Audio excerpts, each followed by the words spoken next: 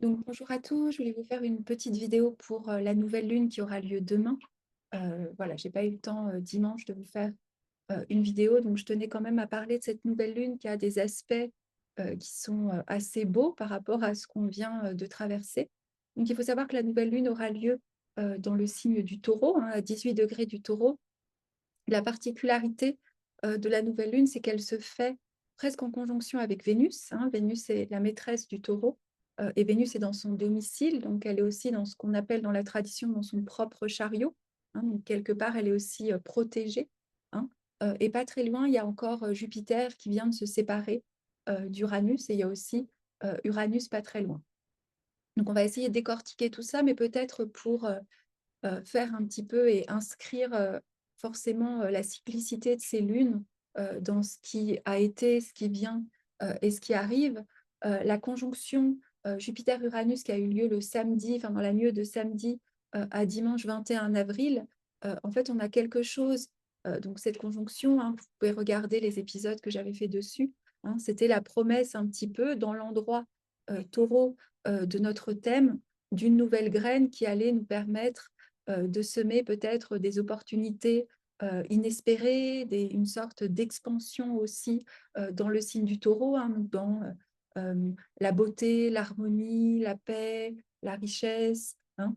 Donc forcément, ça dépend toujours là où ça tombe. Et puis, il y a, dans notre thème, et puis il y avait aussi une ombre peut-être qu'on peut voir plus dans le monde avec cette Jupiter-Uranus qui était comment on allait utiliser les nouvelles technologies, comment on allait utiliser certaines de nos idées de génie pour faire progresser le monde, mais finalement, en fait, nous enfermer ou nous couper, si vous voulez, de l'accès au monde symbolique. Donc là, on est dans une nouvelle lune en taureau, hein, donc la lune et le soleil se rejoignent dans leur danse euh, toujours tous les 28 jours. La lune, pour la tradition, est exaltée dans le signe du taureau, hein. Pourquoi? Parce qu'elle est dans son espace de fertilité. Le taureau est un signe que vous allez retrouver souvent lié aux mythes, liés aux anciennes déesses, hein, à ces déesses agraires, comment on pourrait appeler ça, cet utérus cosmique qui permettait que tout soit fertilisé, hein.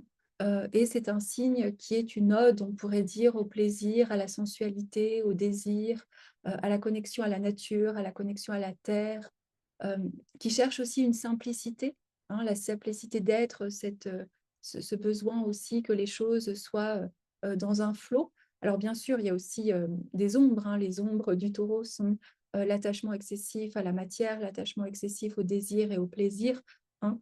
Mais depuis 2008, on a eu Uranus qui est venu justement nous questionner en profondeur, peut-être dans les lieux où on était encore prisonnier de ces attachements et nous permettre d'ouvrir une nouvelle porte, hein. Donc là, on a une nouvelle lune symboliquement qui est cette nouvelle graine à semer, hein. Cette nouvelle graine à semer qui porte, et ça va se dérouler dans les jours à venir, mais qui porte les intentions dans ces thématiques vénusiennes, hein. Donc, Vénus en taureau, à quoi on aspire, hein. L'étymologie de désir, c'était être privé de l'étoile. C'était comme, alors, on pourrait débattre philosophiquement sur est-ce que tout désir est manque et que il y a forcément aussi des fois cette envie de combler ce manque qui peut créer une forme d'avidité ou d'attachement excessif aux objets ou aux sujets de désir. Mais je pense qu'il y a surtout aussi dans la profondeur peut-être de nos désirs le besoin de se reconnecter à cette étoile, justement, à ses aspirations. Et surtout avec Jupiter-Uranus, il y a un petit peu, il y a quand même une énergie de tout est possible. Tout est possible si on accepte avec Uranus de changer de regard, de saisir les opportunités, de s'ouvrir à quelque chose auquel on n'avait pas du tout pensé aussi, hein, et oui, il y a quelque chose à saisir. Il y a quelque chose à saisir, quelque chose peut-être qu'on ne voit pas forcément encore, mais par rapport à cette conjonction Jupiter-Uranus, hein, où je vous l'avais prévenu, mais parfois des personnes s'attendaient vraiment à ce que le 21 avril, samedi 21-22 avril, il se passe quelque chose. Alors, il a pu se passer quelque chose à l'état de graine, et là, cette nouvelle lunaison, hein, puisque la nouvelle lune amène ce nouveau cycle, vient mettre en lumière peut-être c'est plutôt la pleine lune qui met en lumière, mais vient faire germer, hein, quelque chose et vient nous permettre peut-être aussi d'avoir la foi, d'avoir la confiance, d'avoir une forme de tranquillité d'avoir aussi une forme de patience, hein. Il y a quelque chose où il faut être patient. On ne peut pas aller, faire pousser une graine, heu, si on veut qu'elle se en tout cas, cette graine pousse de manière naturelle, on est aussi mis, face à une patience. Mais voilà, ce que je voulais juste, dire comme ressenti un petit peu et par rapport au langage astrologique de cette nouvelle lune, c'est, je pense qu'il y a ce risque, qui est porté par cette conjonction, Jupiter-Uranus, hem, d'oser quelque chose, d'oser, peut-être, laisser place dans nos vies à la beauté, à la grâce, à l'harmonie, à la présence, hein. Pour moi, le signe du Taureau, dans sa dimension initiatique, il y a plusieurs facettes, mais il y a la facette de, cette connexion très fort aux élémentaux, hein, le feu, l'air, hem bon, le feu, l'air, la terre et l'eau, hein, et d'apprendre aussi à les calmer en nous pour, calmer, nos propres éléments, à l'intérieur. Et puis le Taureau, c'est la coupe de la présence qui doit toujours forcément intégrer le Scorpion. Le Scorpion vient toujours rappeler au Taureau cette impermanence, que toute chose est amenée à se détruire, à mourir, à se transformer. Il vient aussi lui amener cette intensité sans quoi peut-être que l'énergie, Taureau, serait peut-être un petit peu, stagnante, hein, ou attachée à, justement, certaines sécurités, hein.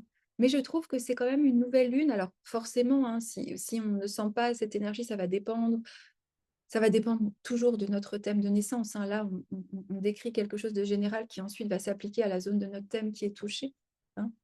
Et on est quand même un petit peu chamboulé parce qu'il y a cet Uranus qui vient nous dire, est-ce que justement tu peux pas prendre le risque de profiter, de te faire plaisir, de t'ouvrir à l'amour, de t'ouvrir à la beauté, de t'ouvrir à la sensualité et donc de sortir aussi peut-être de sortir des drames peut-être parfois aussi qui sont en face, qui sont en Scorpion, hein. Ou peut-être justement parce qu'on sait, l'horreur de certaines choses, l'impermanence de certaines choses, que la mort fait partie de la vie, bah, de rester présent à ce qui est.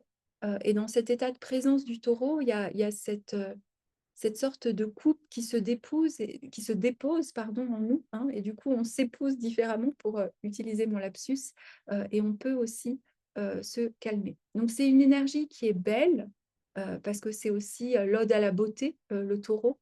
Donc c'est, la beauté pas forcément au sens esthétique et au plastique, mais c'est remettre du beau dans nos vies, remettre du plaisir et du désir, mais un désir qui nous connecte à nos étoiles et qui nous rappelle, voilà, qui nous rappelle quelque chose qui, se glisse pardon, dans la simplicité, d'un mot, dans la simplicité des feuilles, dans la simplicité du vent, hein. Pas forcément en allant très loin, et peut-être qu'Uranus nous propose un autre regard, et de toute façon, Vénus ou, Jupiter, dans la tradition, hellénistique, hein, Jupiter va rencontrer le Soleil exactement le 18 mai. Alors des fois, c'est ce que vous trouvez, hein, vous trouvez dans certains, traditions, vous dites: «Ah, c'est le jour le plus chanceux de l'année quand Jupiter est conjoint au Soleil». Hein. Donc Jupiter conjoint au Soleil, c'est Jupiter est dans son quasimi, donc il meurt et il renaît. Donc il y a quelque chose qui est renouvelé. Alors c'est quelque chose qui est beau par rapport à la fois aussi dans une forme de richesse, une richesse qui est pas forcément extérieure, mais cette confiance en fait dans la matière, peut-être qu'on l'a perdue, par rapport à tout ce qui a pu nous arriver ou tout ce qui se passe dans le monde, mais cette confiance comme ça dans la vie elle-même, et sa capacité à toujours trouver, comment justement créer de la vie. Moi, quelque chose qui me fascine dans les murs, ici où j'habite à Antigua, Guatemala, c'est ces ruines. Il y a toujours des fleurs qui se glissent dans les fissures et qui arrivent, on ne sait pas, hein, à rester là, même s'il y a 6 mois de l'année où il y a pas de pluie. Donc je trouve ça, assez beau, hein.